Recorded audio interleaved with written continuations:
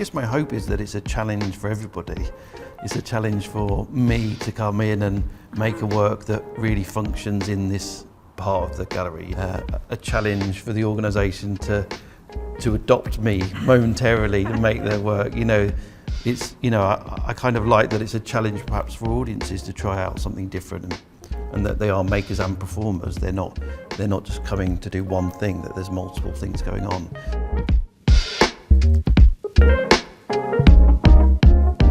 Hello, my name's Lilly Blue. I'm Head of Learning and Creativity Research. Welcome to the Art Gallery of Western Australia and the AGWA podcast. And our new exhibition, Cranky Pants, is just open. It's very exciting. I'm here with UK artist Bruce Asbestos. This exhibition is going to be open for a full year, and we're here to have a conversation about the show. How are you feeling?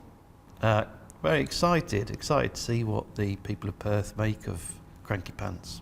Let's see if we can describe Cranky Pants. What does it look like? What does it feel like? So physically, it's a grand installation of different characters with a catwalk down one side, and then it's got particular areas where you can build, make, remake looks, catwalk costumes, if you like. And they're different sizes of that, so you can start off with something that fits around your finger. You can make a kind of, we've got these mini mannequins that you can use, or you can, if you feel brave enough, you can make your own full-size catwalk look. How would you describe Cranky Pants? I think Cranky Pants it's kind of simultaneously this very beautifully designed and constructed exhibition and a chaotic studio at the same time, and a performance environment. So it's kind of like those things become entangled, where you walk into this space where there are these monumental sculptures that have been beautifully constructed by blue builders. We've had quite a few conversations just about their construction techniques and how in awe we are of the way that they've fabricated them. And then the studio environment is complete chaos, where people are literally like trawling through materials, gathering them, curating them in a particular way. And then there's a process of refinement and rehearsal where people are looking at taking that step onto the catwalk. And then there's the performance where there's music and there's a performance that people are doing. I did want to ask you about the music, because when you first sent me the playlist, I was like, oh, Bruce has curated a playlist. And then when I went onto Spotify, I was like, I think this might be Bruce's actual music that he has made. Yeah, I always liked the idea of music being a kind of very kind of democratic entry point. So, and also it's a very useful way to kind of construct atmosphere. You know, you're adding something, it might even be just done quietly, but it adds a little certain like tension, or it relieves something, or, you know, it builds something. And each of the albums do something differently. Some of them are more benign kind of dance music, but some of them are kind of quite thoughtful, you know. And I suppose I've been thinking about how long people might be in this space, that they don't want a music that loops every 5 minutes, that could just be, you know, could get a bit boring quite quickly. Whereas a 3-hour playlist on shuffle, there's always going to be something kind of new that will just think, oh, maybe this is time to be on the catwalk, or maybe this is time to just meditate and make. I think that really reminds me of why the question, describe Cranky Pants, doesn't work that well in answering it, because I think it's literally different every time you walk into it because of what could potentially be happening in here. And that's one of the things that's so exciting about it. It's completely unpredictable. Yes. And while when there's no one here and there's this breath out and the space is ready, there might be a sense of sameness. I think in any moment that you walk into Cranky Pants, you could find a completely different energetic state, musical score, experience that people might be having, and so then your experience is altered because you are genuinely part of a ever-changing, evolving community of practice that is happening in here. So 9 months in the making, one of the things that was really interesting was seeing these monumental cranky characters come to life, having been looking at them on a screen. And I think the conversation also imbued them with a different kind of meaning because we'd been talking about them so often, and particularly talking about the idea that a cranky gaze gives permission for a wider emotional experience. And when you walk through this super cranky right at the entrance to the exhibition, there is a sense that you're kind of walking through a threshold into an environment where maybe there's a different kind of permission about how you can behave and how you can contribute. Yes, yeah. I sometimes do workshops with schools, and I don't know what it's like here, but in the UK, the arts is definitely being downgraded and removed, and a lot of the university courses are kind of in trouble. But it's, I'm surprised when I go and do a workshop how little experience those children have of even just a clay, or even just the most simple, sometimes even drawing, they're like, oh wow, we get to an hour drawing or an hour playing with clay or whatever it is, and I feel like those kids should be bored of it. I feel like they should be over it. Oh, not clay again, or not drawing again, Yeah.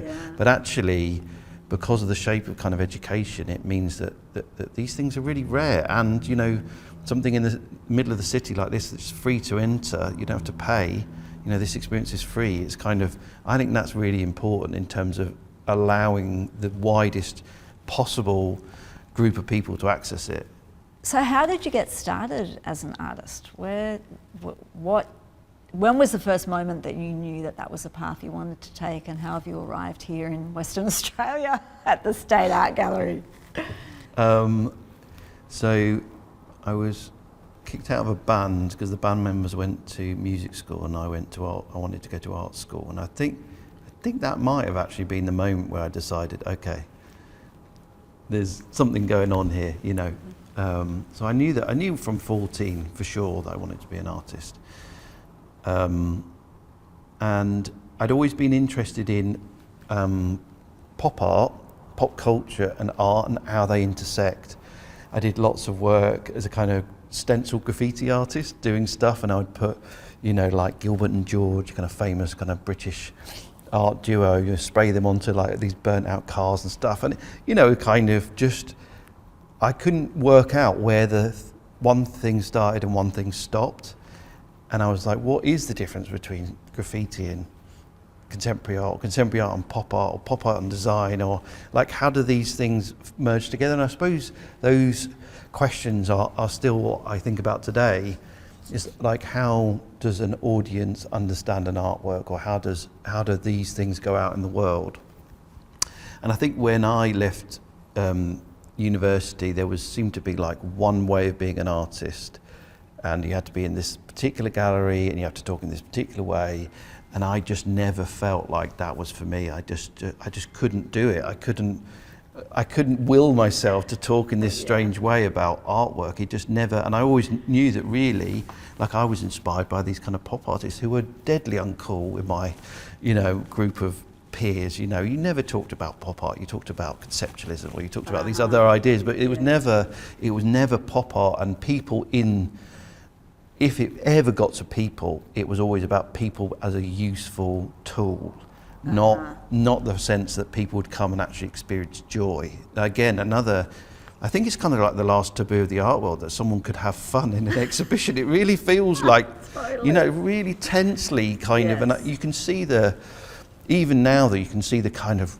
tussling about, we want more people to come, but we can't really say that it's fun, or there's like this tension. It makes really kind of interesting work, I think. So I suppose I've just kind of, I always get a kind of piece of mud and a stick and shove them together and look at it, and then I might get some sand and look at it again, and it feels like all of these artworks are just they're like 1,000 versions of those, and you end up with an exhibition like this. What does it do? What does it look like? How does it interact with the world?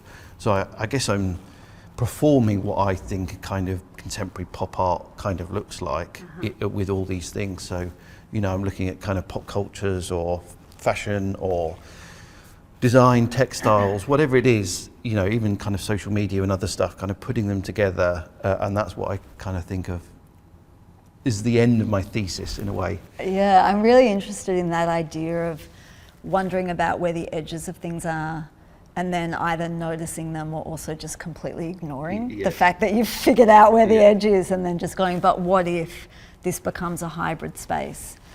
And I think there's something radical about the idea that we can collectively experience joy in a public space. Yeah. And something kind of serious about it.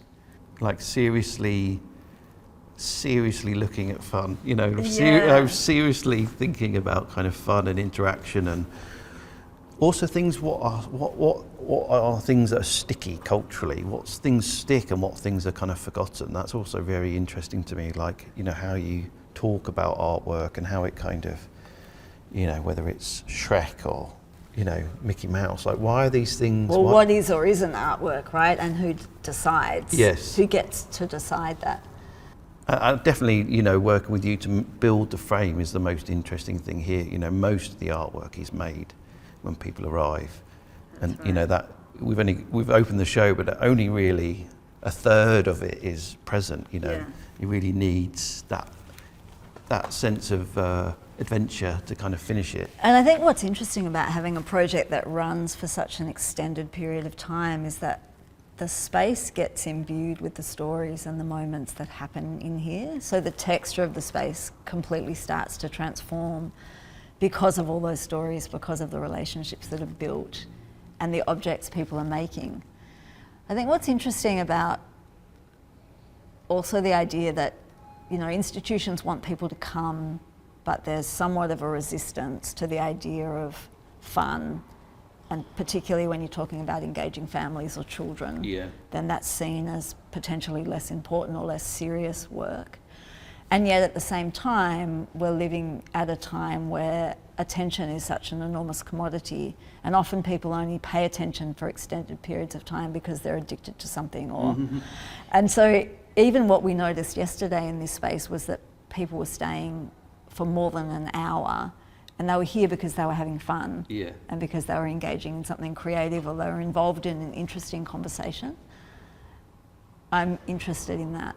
And noticing that, and also asking questions about how we capture that and start to talk about it, because the art world really wants a hero artist and really wants a curator whose voice is senior and considered. Like there's a hierarchy of who gets to decide what meaning is and what has value. Yeah. So I think there's something interesting about a genuine collaboration where the public are also involved, and not just the public. I mean, there'll be schools in here who will walk in school uniforms, and I'm really interested in that process and the evolution of how a student who exists within a very specific institutional structure becomes a curious performer exploring identity outside of their uniform. Yeah. Or the uniform. Yeah. Yeah, I think, you know, I had experiences with parents who are like, you know, because the kids involved, they want to be as far away as possible. It's very interesting. I had an installation many years ago where there was a ball pool in the middle and it was set up for adults. It was not meant for children at all. And you had to crawl through like a little tunnel to get to the ball pool. So this guy had done that. And then his son arrived, who was only, I don't know, 6 or 8, and went straight in the ball pool. And at that point, he put himself outside of this ball pool, even though it was inside this huge structure.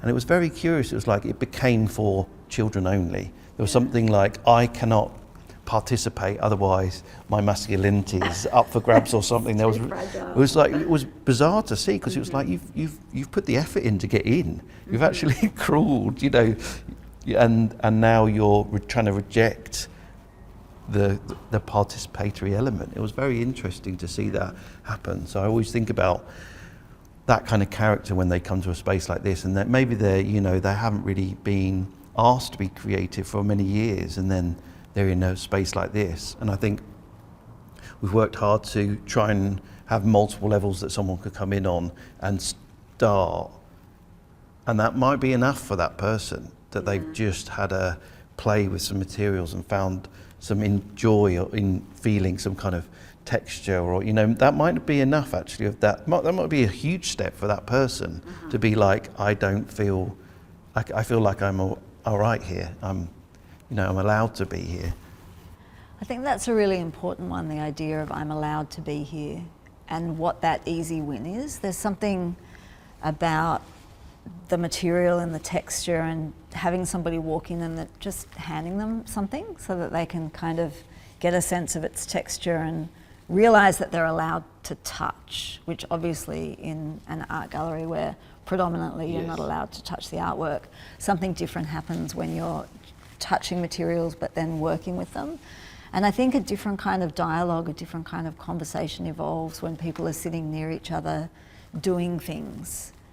There's often quite a deepening of conversation because they're adjacent and not necessarily looking at each other, but we're working on their objects, and then the next thing they're kind of talking about their childhoods or something quite meaningful for them. Yeah. So I wondered what you're most curious about in terms of the next year, how it unfolds. I think my curiosity really got peaked yesterday when I noticed how enthusiastic people were to actually create wearable sculptures in a really unconventional way and then perform and walk the catwalk.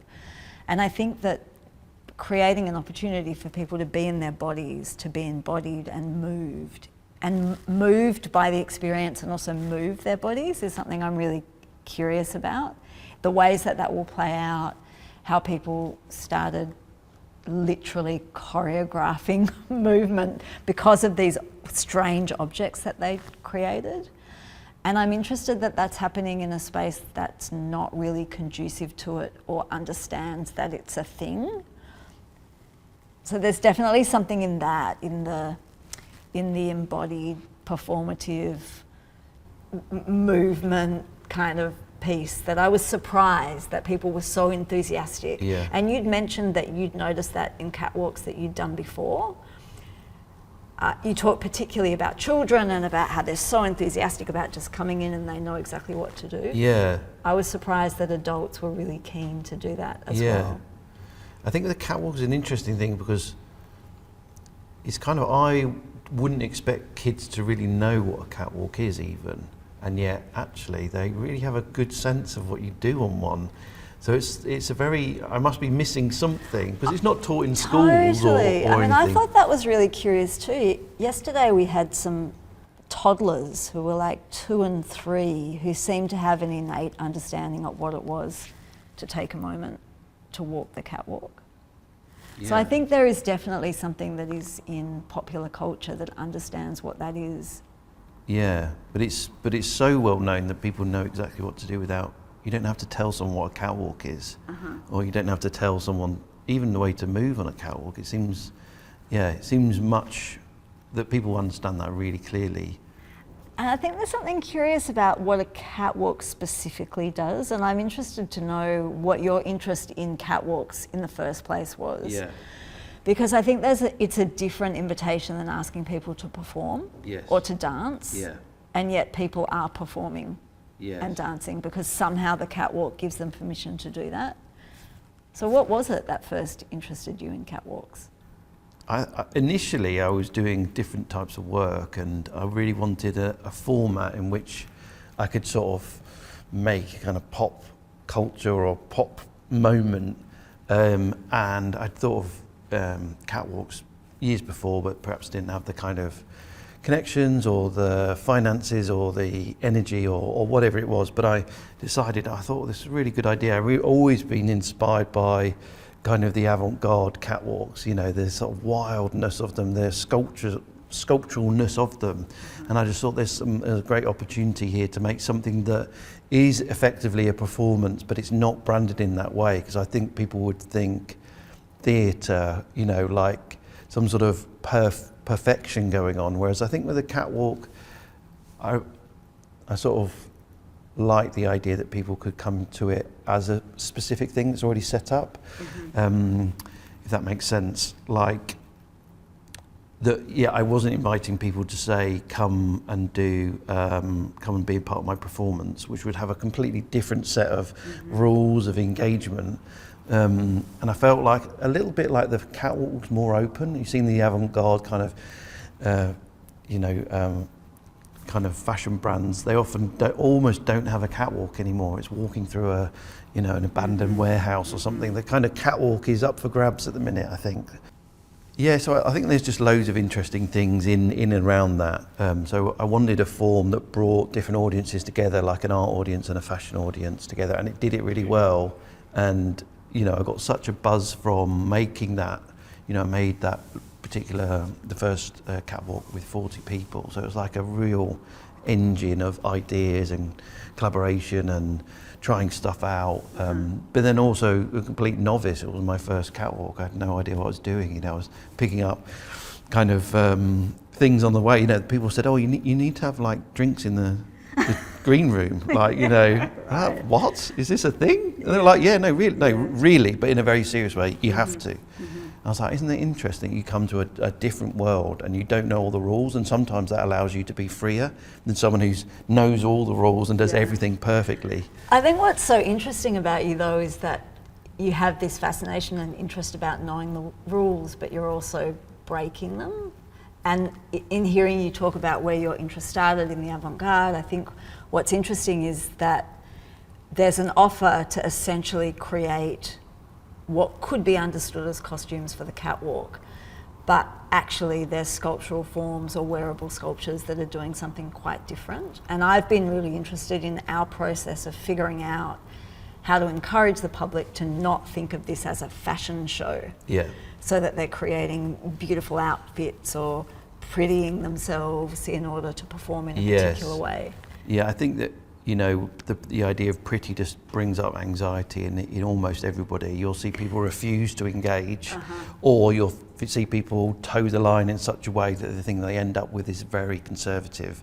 So to try and avoid that by using kind of more experimental materials, found materials, stuff that is sort of naturally unpretty, and then use that as the basis to make fashion catwalk looks is much more interesting, I think. Yeah, we learned that really quickly in the creative development, just when the teaching artists were coming together to figure out how this might work as a participatory experience. And one of the things we learned was that when we just had dead stock or just materials that people understood and recognised, they tended toward creating costumes that you might have seen before, like a skirt or a top or certain things that were very recognisable. But as soon as we started including mesh and fly screen and fencing material and things that have an industrial edge, or all of a sudden the permission to be creative, to really exercise a creative muscle, expanded dramatically. And I think we saw that yesterday when people were coming in and were so enthusiastic about the opportunity to create something that was unconventional.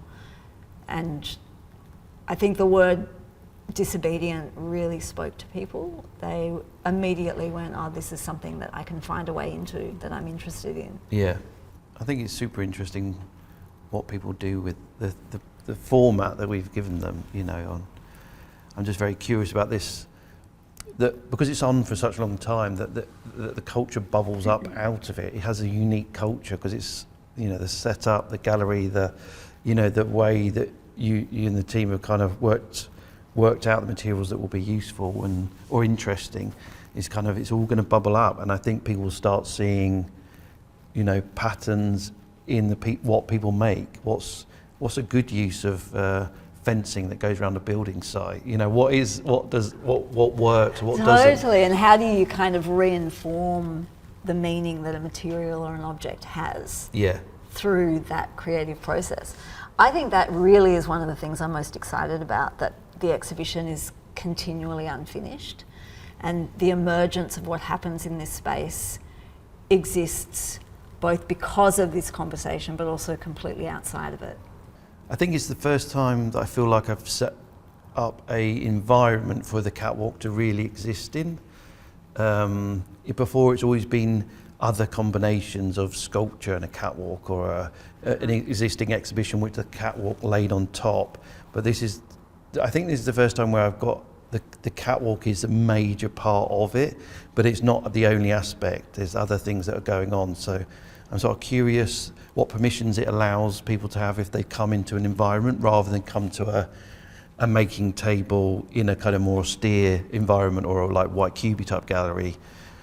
You know, what happens when you're already in? What happens if you're already surrounded by this environment? What happens then? What does that allow, or what does that hold? Well, I think the idea of what does it hold is really interesting, because it is the environment that creates the texture or the energetic state that makes those experiences possible.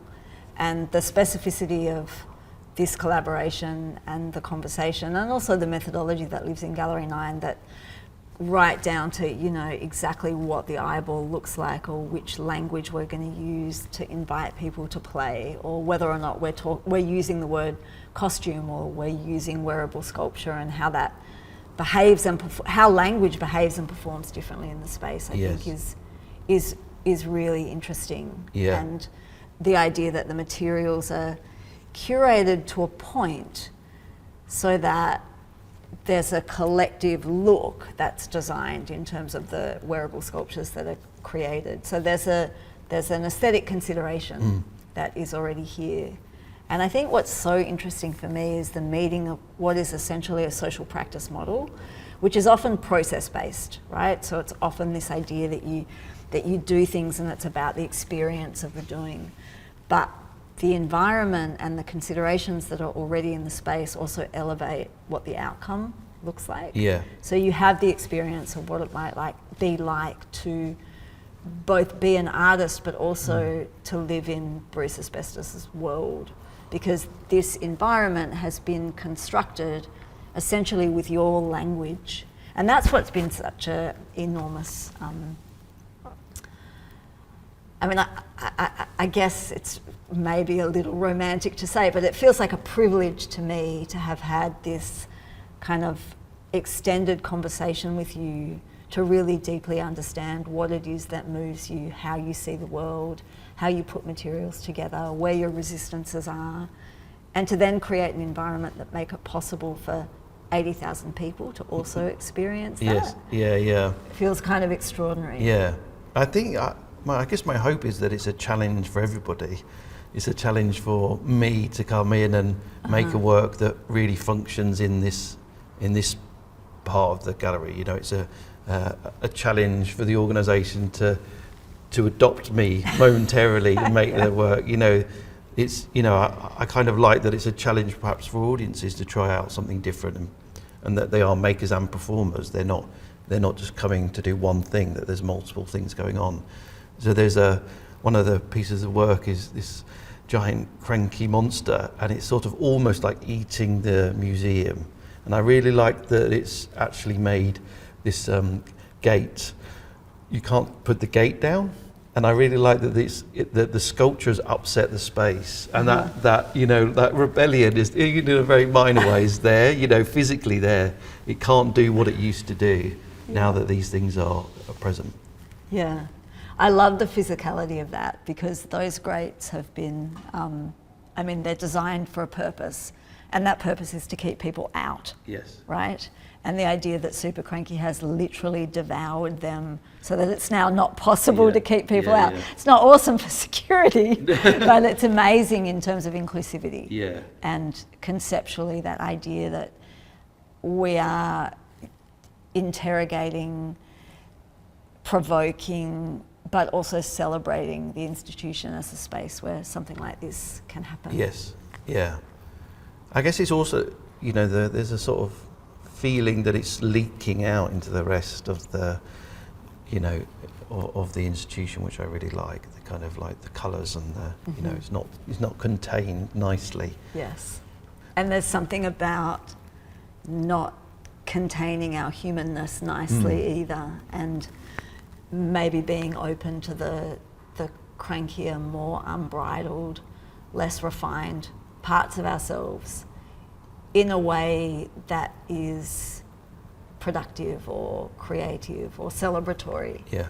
And I think that's really interesting. And I think in our collaboration there have been some cranky moments where we've come up against each other in a way where I think ultimately our intentions are incredibly aligned, but I've really appreciated your ability and generosity in staying with me through those moments, because I think that's where relationships deepen and work gets better. Yes. Yeah. I feel like it's the best. The form that it's taken is the best one that it can take, you know, with our kind of setup, and that's come out of lots and lots of talking. Yes. You know, more than normal, I'd say. And don't you think that also speaks to the idea that, I mean, I definitely feel that through the collaboration, who I am as an artist and a practitioner just gets infinitely better. But then also the collaboration with the teaching artists and with the public, both with very young children and adults that have not necessarily participated in creative practice for a very long time or ever, that it just gets, it becomes more than we could have imagined. Yes, yeah. And I think that just the scale of, you know, 80,000 people copying, I mean, it's extraordinary what that might do. You know, the potential is so huge that, you know, it's working quite hard to make sure that there's, that the work stays energetic for that period of time is interesting as well. Yeah. And that, you know, that you have all these works that people have worked on, or they might have worked together, or they might have worked over a period of weeks, or it might be very different people that have never met each other working on and overworking and that sort of thing, and seeing where that goes. I love that idea, the idea that objects get made and then transformed and repurposed, and the way that those objects evolve over time. Bruce, thanks so much. Thanks for chatting. It's always such an enormous pleasure to be in conversation with you. Cranky Pants is open for a full year. Thanks for listening to the podcast.